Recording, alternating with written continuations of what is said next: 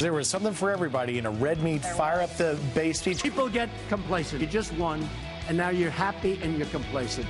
Don't be complacent. If we took a poll of this audience, I think he might do the mathematically impossible and be over 100%. Breaking overnight, 4 Broward County deputies reportedly waited outside the school while the gunman opened fire. Speaking for the first time, Officer Jeff Heinrich, who was off duty at the time, rushed in. They're my family, those kids that, and teachers and staff that I've known for years. President Trump announcing the biggest package of sanctions yet against North Korea. If the sanctions don't work, we'll have to go phase 2. And phase 2 may be a very rough thing. You don't mind if I go off script a little bit? Try like hell to hide that bald spot, folks. Hanging in there, right? Together, we're hanging in.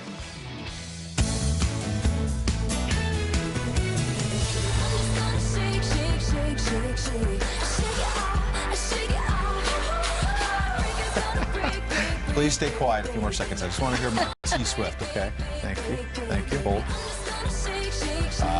That is a great way. I'm sorry. I'm revealing a secret. I love her. I do too. And now my whole family. Listen, I gave my daughter Taylor Swift concert tickets for Christmas, and I can say it went over pretty well.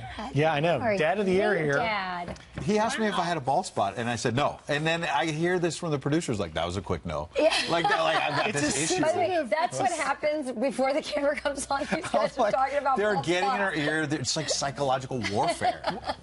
Well, the president clearly didn't He joked mind about talking it. about his. He does have one. He's just very adept at covering it up. And by the way, his speech was not boring, and purposefully so. He said, I'm chucking it. And you know what? We hear this criticism. You know what? He won't make fun of it. He won't be self-deprecating. He's so, he's all about himself, the ego. And then he makes a joke. And I said, why is he joking about his bald spot? he keeps them all guessing and running around. It was hilarious. And he's really, the broader message, he's trying to rally the base there at CPAC and say, don't get complacent ahead of these midterms. That's right. Let's take a look. See, the word really is complacent. People get complacent. It's a natural instinct. You just won, and now you're happy and you're complacent. Don't be complacent. Okay, don't be complacent, because if they get in, they will repeal your tax cuts. They will put judges in that you wouldn't believe. They'll take away your Second Amendment, which we will never allow to happen. They'll take away your Second Amendment. Now, what's significant there, Ronald Reagan spoke to this conference 13 times. He understood the importance of being in touch with that base. This is the core of the conservative base. President Trump clearly taking a little bit of a risk. You don't see politicians all the time saying, hey, listen, I'm going to be funny, I'm going to entertain you, but at the end of the day, I have one message, and that is we have an uphill battle in these midterms coming. We got to stay focused. Don't get lazy. Don't get complacent. There was a lot of red meat in there, and you're right. This is a left, a Democrat Party that is highly energized.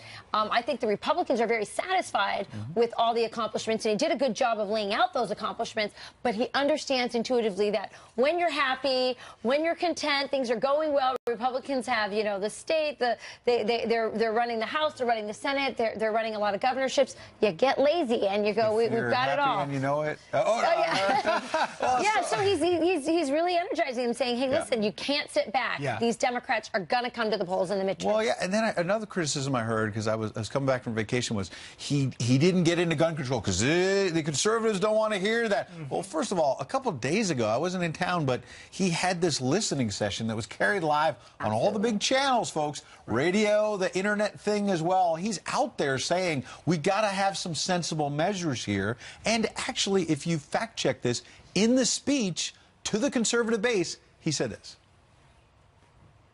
There's nobody that loves the Second Amendment more than I do, and there's nobody that respects the NRA. They're friends of mine. They backed us all. They're great people. They're patriots. But they're great people. But we really do have to strengthen up, really strengthen up background checks. We have to do that.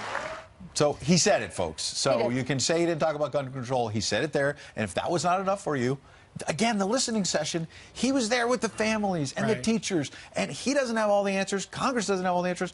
They're trying to figure it out. Well, and he just to point out, because Ed and I were talking just off the air, you know, it's amazing how far, just in the week you're going on vacation, the debate has gone. It started out as it's all the NRA's fault. Quite predictably, the NRA is going to be where the criticism comes, and the president defending the NRA, standing up for it. Unpopular, and then all of a sudden it's like, well, wait a second.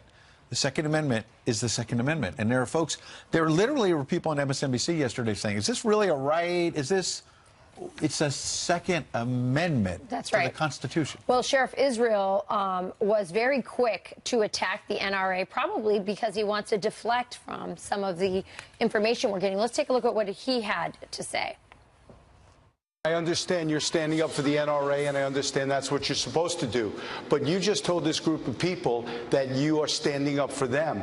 You're not standing up for them until you say, I want less weapons. Okay, well, this is important. First, let's get the NRA reacting to Sheriff Israel.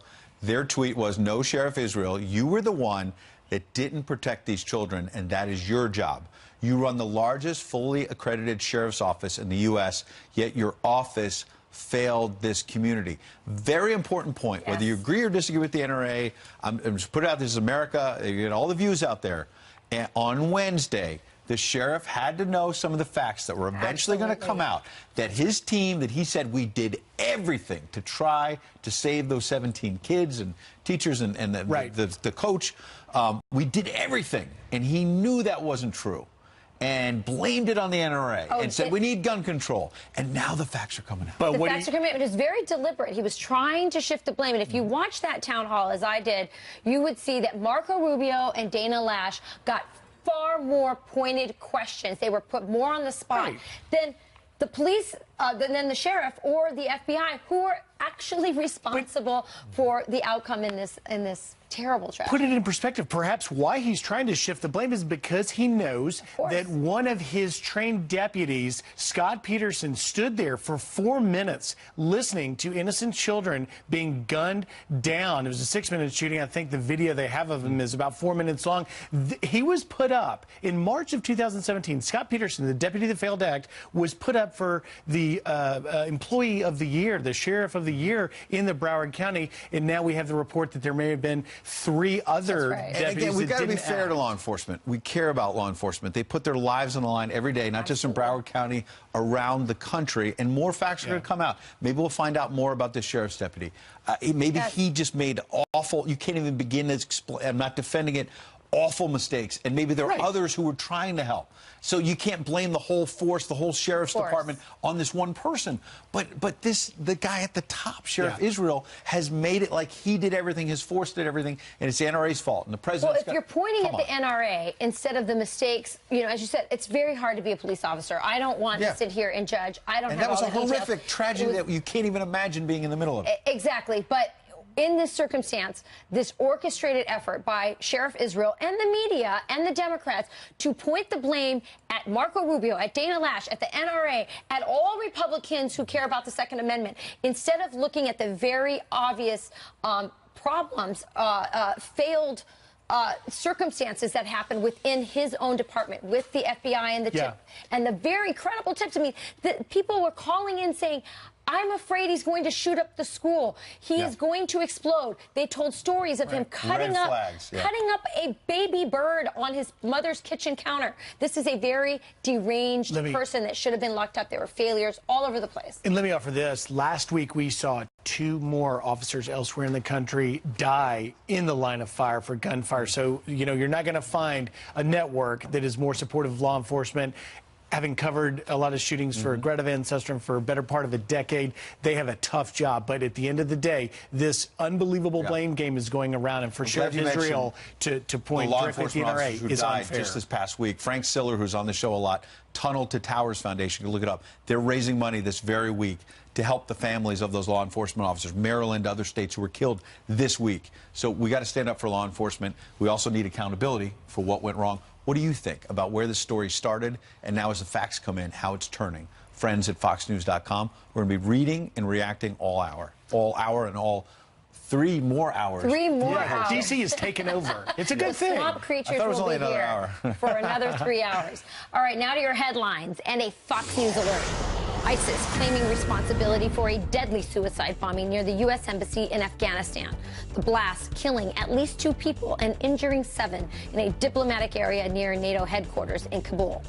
In a separate incident, at least 18 Afghan soldiers were killed when their checkpoint came under attack by the Taliban. An armed woman is behind bars after ramming her van into a security barrier at the White House. The Secret Service saying Jessica Ford was carrying a pistol when she intentionally did the act. They've arrested Ford twice before for trying to climb the White House fence in 2017. Police believe she could be mentally ill. At the time, the president was finishing up a press conference at the White House with Australian Prime Minister Malcolm Turnbull. Paul Manafort maintaining his innocence as he's hit with new charges by the special counsel. Trump's former campaign manager now accused of secretly paying European leaders to lobby for pro-Russian groups in the Ukraine. Manafort also blasting his former partner, Rick Gates, for pleading guilty, the former campaign aide admitting to conspiracy and lying to federal investigators. Manafort says Gates lacked the strength to fight the allegations.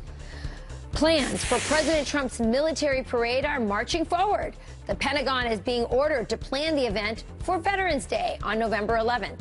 It's also the 100th anniversary of the end of World War I.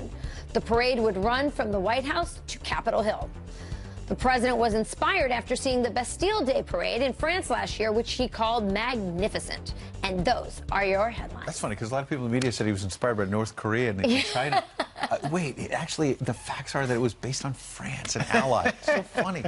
I can't wait for the parade. I mean, since D.C. hasn't had one of those in quite some time, I guess since the Gulf War. After the Gulf War, yeah. The Gulf War, so that's Bush 41. All right. Some in the media melting down over the latest charges in the Mueller probe. Do you hear that? It's the sound of the drumbeat of indictments and guilty pleas. He's the newest face to plead guilty, an insider who might know secrets within Trump world. Do they have anything to do with Russian collusion? Charlie Hurt here to weigh in next. And forget about man's best friend. How about man's lifesaver?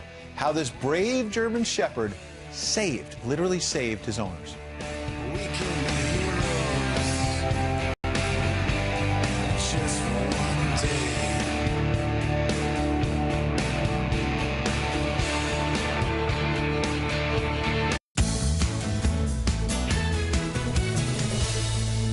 Do you hear that? It's the sound of the drumbeat of indictments and guilty pleas in the Mueller investigation. He's the newest face to plead guilty, an insider who might know secrets within Trump world. Mueller's probe has been speeding along in recent days, as we've noticed, piling up indictments and guilty pleas. This may account for some of the frenzy by the president himself. Well, a mainstream media meltdown after Special Counsel Robert Mueller charges former Trump campaign aides Paul Manafort and Rick Gates. I feel like we've heard this before, with this time tax fraud. But it begs the question, what does any of this have to do with Russian collusion? What does it have to do with the president? Here to weigh in, Washington Times opinion editor, Fox News contributor, and now rock star, we can add, because he's a rock star at CPAC, Charlie Hurt.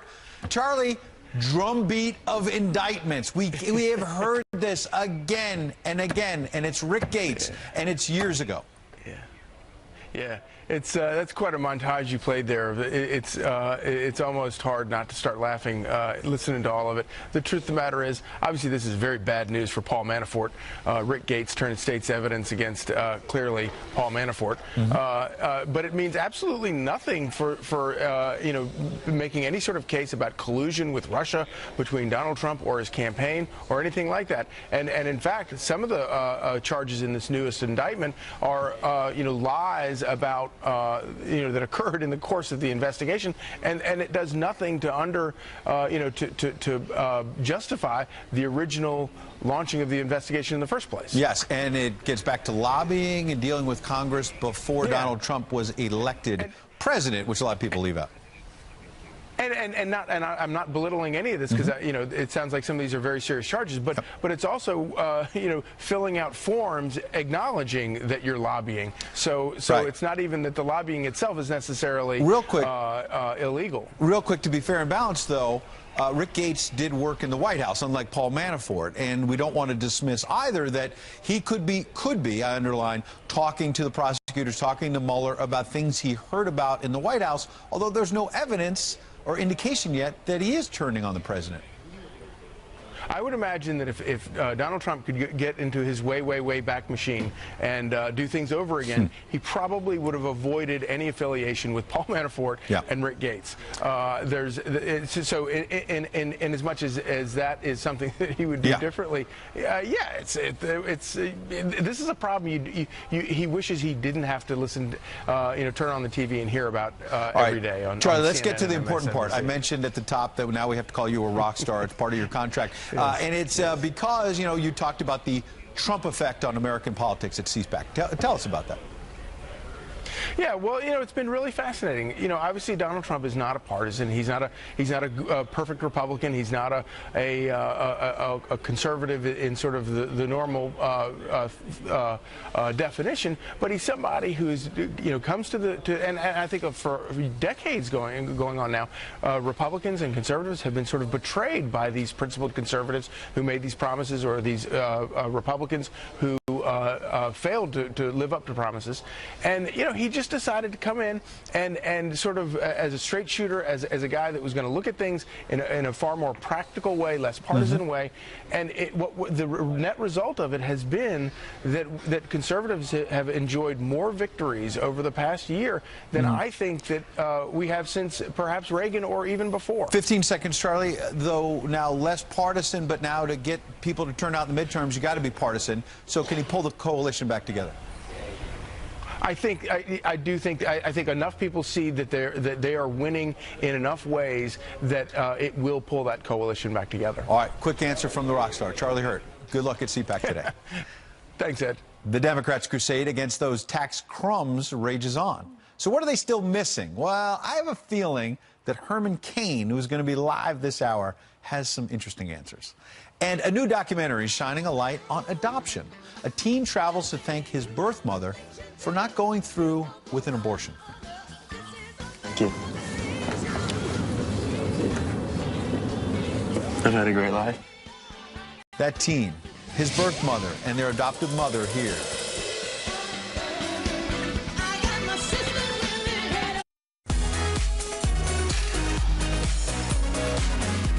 Time now for some news by the numbers. First, 103. That's how many people from Central America were found hiding in an abandoned tractor trailer near the U.S. border. Mexican officials say the group was in the trailer for about 12 hours before they heard them pounding on the walls, the driver ditching the semi after failing to get them into the U.S. illegally.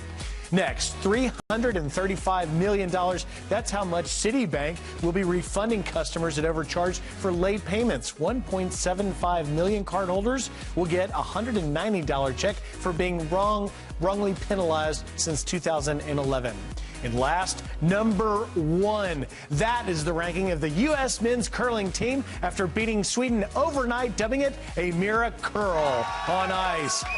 Go. The team taking home the Olympic gold medals for the first time ever.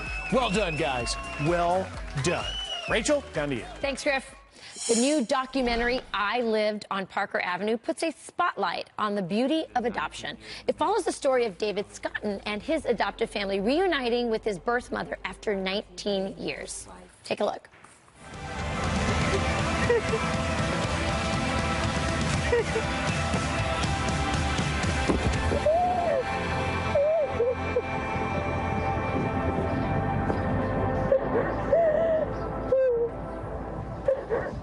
In one of their first conversations, David thanks his birth mother, Melissa, for not going through with her planned abortion and instead putting him up for adoption. Let's take a look. I guess I just wanted to first thank you for your decision 19 years ago. I feel so guilty. I never liked telling people that I was adopted. You mad at me? Never. Thank you. I've had a great life. Okay, I'm going to try not to cry. Joining us now to share more of their story, David Scotton, his adoptive mother, Susan Scotton, and his birth mother, Melissa Coles. Thank you. What a beautiful, beautiful moment. What, David, prompted you to want to put this very personal, intimate moment on film? I just saw an opportunity to, first I wanted to meet her and thank her for leaving the abortion clinic and giving me the life that I have today, and giving me my mom that's sitting next to me right now. And then when we planned this opportunity and meeting, I was approached to have it filmed, and we wanted to reclaim the beauty of adoption, and we thought there was no better way to do that than by filming a live thank you and live meeting like this.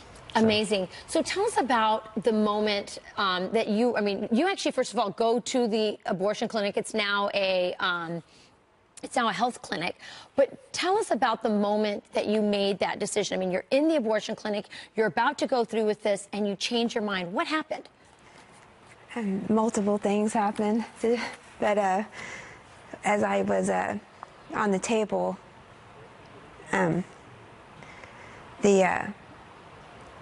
the protesting outside had a lot of influence on the decision. And I remember coming in, I heard lots of different things being said. And one thing that stuck out particular was, your child's got 10 fingers and 10 toes. And I'm lying on that table in the gown, and as the doctor comes in, he slides over in his chair, and he's within like seconds of touching me, and I can't do this. I cannot do this. Did you just like run out of the clinic? I did. You ran out of the clinic. So now in the documentary, you actually go back to this place to see it. I think do we have a video of that? Okay, let's take a look at that, and then we'll come on the other side and talk about it. I felt sick and happy at the same time, because those few seconds, you wouldn't be standing here. You wouldn't be here. Emotional for you, but must be emotional for you too, as the adoptive mom, Susan. It was awesome. The whole experience for me was being able to thank Melissa and give us the joy of our life. Well, he is an incredible young man. I actually saw him speak in New Orleans once, which is why we had the idea for this segment. He's so impressive.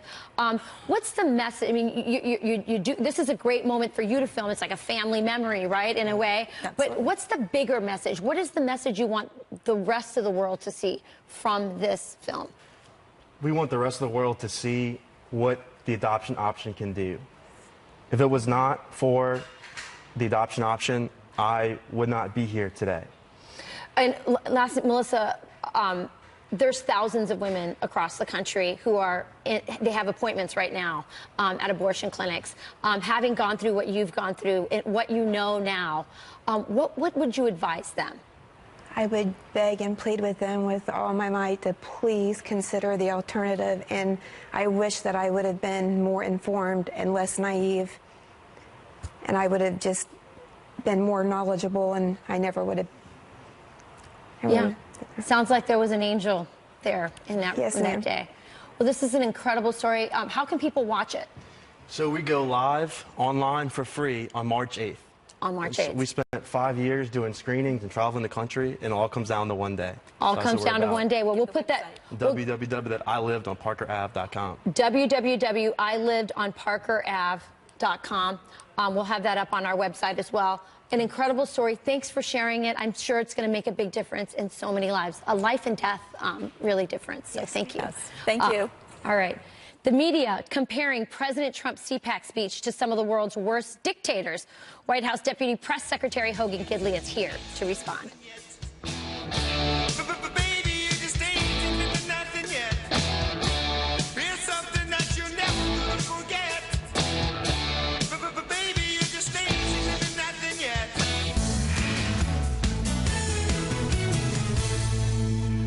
Day 3 of CPAC now officially underway in Maryland. President Trump took center stage Friday, highlighting the importance of our Second Amendment. Peter Ducey is live at the National Harbor with what we can expect today. Good morning, Peter.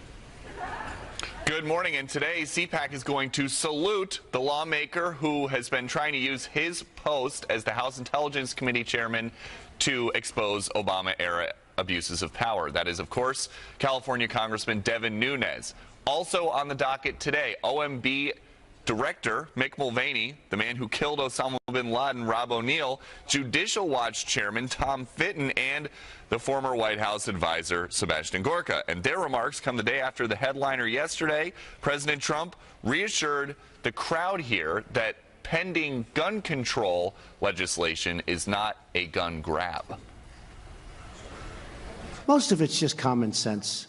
It's not, do you love guns? Do you hate guns? It's common sense. It's all common sense. And some of the strongest advocates about what I'm saying are the strongest advocates, I know them very well, political people, the strongest advocates for the Second Amendment. The crowd of mostly college-aged conservatives ate up just about everything the president said, even though he veered totally off script for most of the hour and 15 minutes that the crowd was standing and listening. I don't know how he could have done any better. He literally had a prepared speech which they had thought through, and he just totally gave a nearly extemporaneous speech. It was off the cuff. It was from his heart. And now in a few hours, the president is going to get graded by the CPAC crowd with the annual straw poll with answers about how conservative attendees think that he is, then whether or not the Senate rules should be changed so things can pass with 51 votes instead of 60, and also there are going to be some questions and answers about issues like immigration and what to do about DACA. Back to you in New York. Big issues to be addressed. Peter Doocy will be live on the Fox News Channel all day. Thanks for getting up early with us. Peter. Thanks, Peter. Meanwhile, Hogan Gidley, Deputy White House Press Secretary, getting up early, a little breakfast with friends. Good morning, Hogan. Good morning, guys. How's everybody? We're doing good. Talk to us a little bit about the president's speech yesterday at CPAC.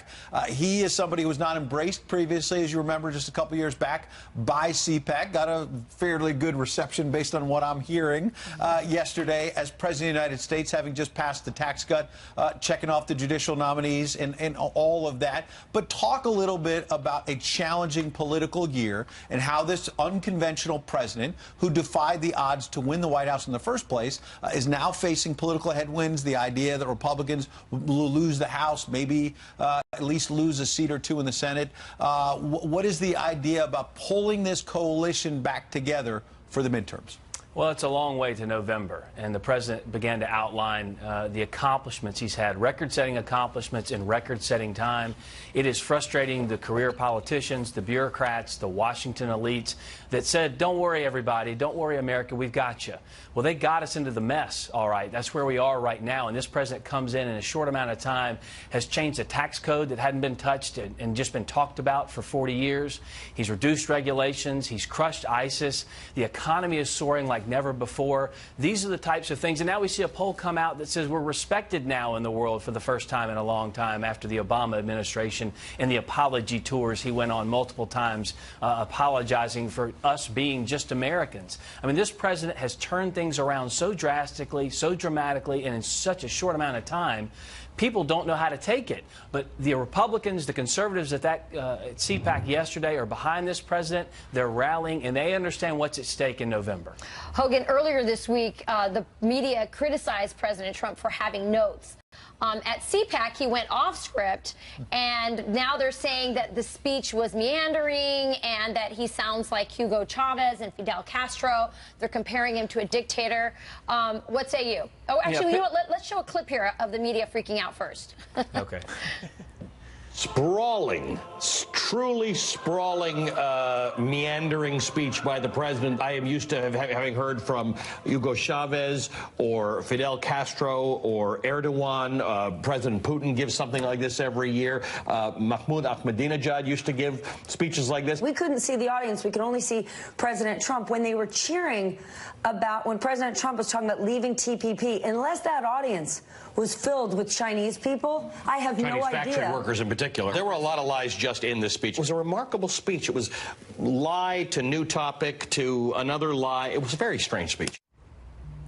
Wow. What do you make of that? What's Hogan going to say about that one?